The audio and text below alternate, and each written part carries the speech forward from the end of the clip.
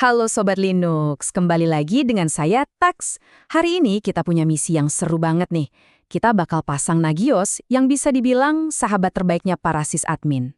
Gini Sobat Linux, sebagai sysadmin, kita tuh nggak bisa benerin sesuatu yang nggak bisa kita lihat, kan? Nah, Nagios ini bakal jadi mata super kita.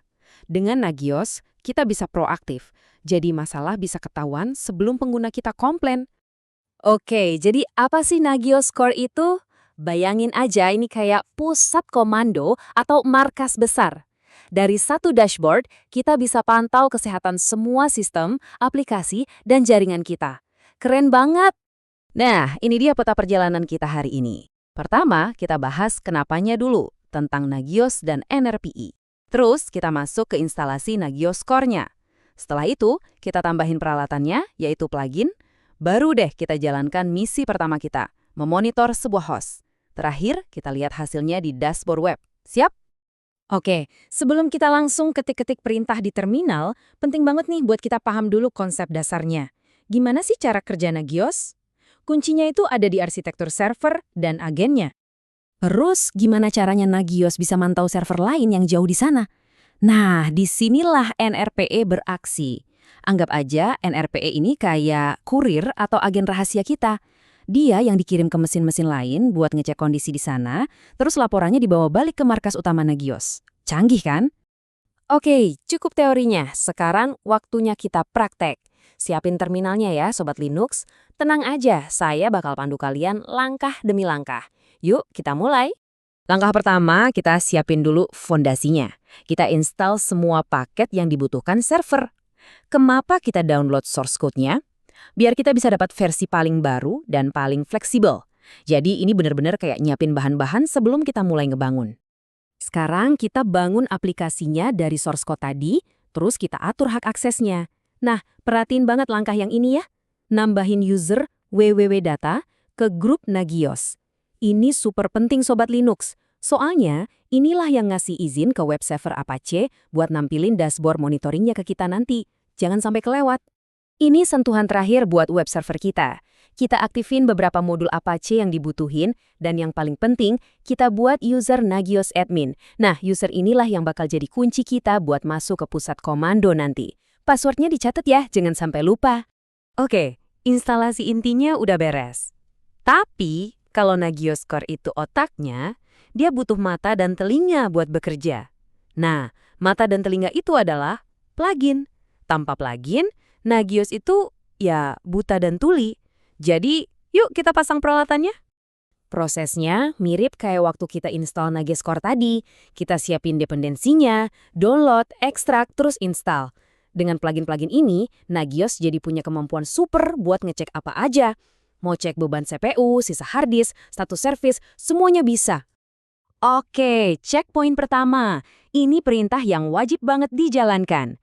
Kita mau mastiin semua file konfigurasi yang kita buat tadi itu bener.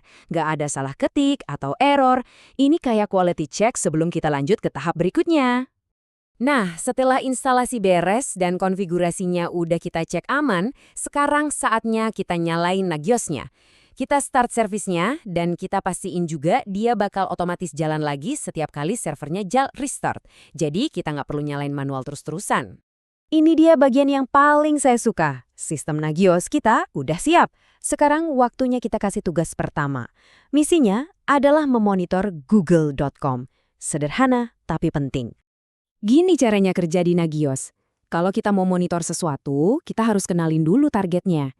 Dengan blok define host ini, kita seolah-olah bilang ke Nagios, Nagios, tolong awasin target yang satu ini ya, namanya google.com, alamatnya ini.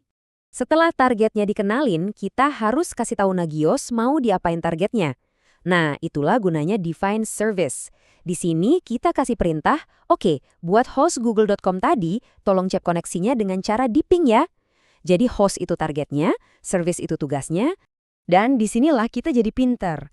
Kita bisa atur kapan Nagios harus waspada. Angka-angka ini tuh artinya, kalau waktu respon ping lebih dari 100 milidetik, kasih tahu aku ya, itu statusnya peringatan atau bendera kuning. Tapi, kalau udah parah banget sampai lebih dari 500 milidetik, itu udah kritis, nyalain alarm merah. Jadi kita yang nentuin aturannya. Nah, Ini langkah kecil tapi sering banget kelupaan. File konfigurasi host yang baru kita buat tadi nggak akan dibaca sama Nagios kalau kita nggak daftarin ke file konfigurasi utamanya, yaitu nagios.cfg. Jadi jangan lupa tambahin satu baris ini ya. Kita udah deket banget sama garis finish. Sekarang saatnya kita lihat semua kerja keras kita terbayar. Hasilnya bakal kelihatan keren banget di dashboard web Nagios. Tapi sebelum kita login, satu kebiasaan baik sysadmin, kita cek lagi konfigurasinya. Kita kan baru nambahin host baru, jadi kita jalankan lagi perintah verifikasi yang tadi. Cuma buat mastiin semuanya 100% oke. Dan ini dia, kalau di terminal kalian muncul tulisan Things look okay, artinya misi berhasil. Selamat Sobat Linux, konfigurasi kalian sempurna. Tinggal satu langkah lagi, restart service Nagios biar dia baca konfigurasi baru kita. Oke, sekarang buka browser kalian. Ketik alamat IP server kalian, terus tambahin /nagios. Login pakai user Nagios admin yang tadi kita buat. Nah, coba deh klik menu hosts. Di sana pasti udah muncul google.com. Terus klik services, status ping Google-nya pasti udah oke. Keren kan? Nah, sekarang kalian udah bisa monitor Google. Tapi itu kan cuma latihan. Coba deh sekarang, pikirin, di jaringan kalian sendiri, server atau perangkat penting apa yang mau kalian monitor pertama kali? Mungkin web server internal atau database server? Kekuatan sekarang ada di tangan kalian. Oke, Sobat Linux, itu dia cara lengkap install dan konfigurasi Nagios di Ubuntu. Jika ada pertanyaan, langsung aja tulis di kolom komentar ya. Jangan lupa subscribe biar nggak ketinggalan update terbaru. Dan jika kalian suka dengan konten ini, klik tombol like-nya. Sampai ketemu lagi di pembahasan selanjutnya.